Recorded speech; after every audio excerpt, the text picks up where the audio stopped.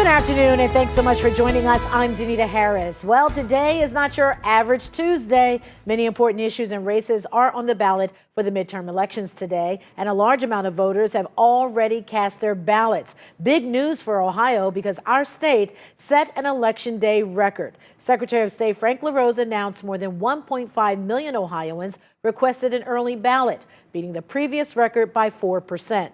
However, there are still a large number of absentee ballots that have not been turned in yet, 154,000 as of yesterday. Now, for those people, LaRose says options are now limited. The best thing to do, if you requested an absentee ballot and it's sitting on your kitchen table, you need to get it down to the Board of Elections by 7:30 tonight.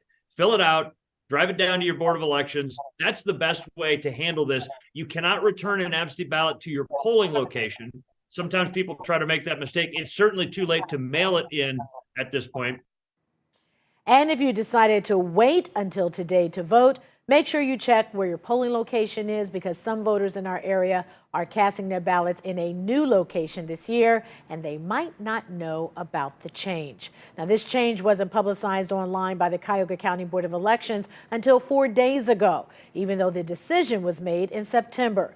Voters in 29 precincts across 7 cities are impacted. Unfortunately, there are changes to polling locations, and we just do the best we can to get the word out. But these letters go out several months before the actual election.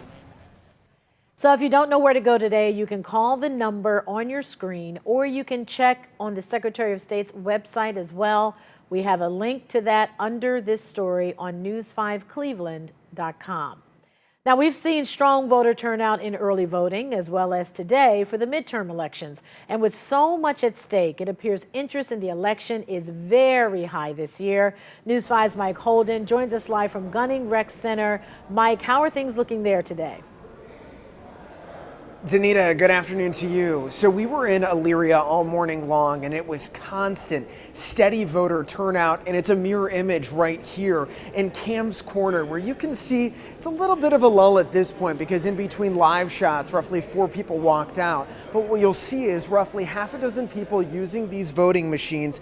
And after talking with the precinct officials here, they told us they just hit around 450 voters. They consider that to be a major average at this point. They believe that track will continue throughout the afternoon hours, and they say it's going to be a very busy day up until 7:30 tonight.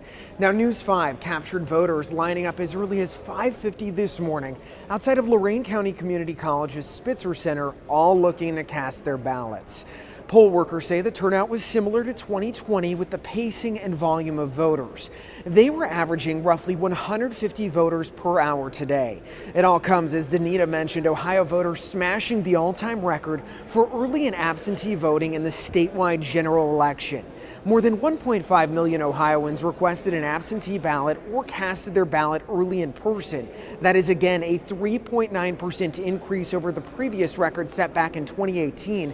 And what's important to mention is, regardless of political view, voters say they want to see change today.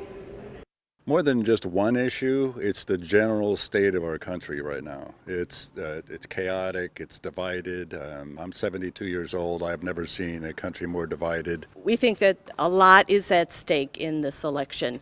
And plus, I don't know, on local issues, I was a little concerned in regarding some Elyria issues. And you know, that's the general consensus as you get a live look at these voters. And Dave, I don't know if we can pan all the way over. This is going to be a little tricky. But right in between those sound bites playing out, we just had 5 more people walk in here, and now another guy coming through this door. So the workers say they are going to be here all day long, of course, working to help anyone in need. Danita, we've been checking in with various precincts, trying to see if there have been any issues with voting machines, people being turned away. At this point, no major issues reported, but naturally we're going to keep a close eye on things. And as soon as anything breaks or develops, we'll bring it along to you. Latest updates on air, online, and on the News 5 Cleveland app. Reporting live this afternoon, Mike Holden, News 5. So far, so good. All right, thank you very much, Mike. Well, both Tim Ryan and J.D. Vance spent their final hours before Election Day right here in Northeast Ohio to make their closing arguments. After spending part of the day in Lorain County, Vance traveled to Dayton for a rally with former President Donald Trump and other Ohio GOP members. Now let's talk about what's at stake here tomorrow.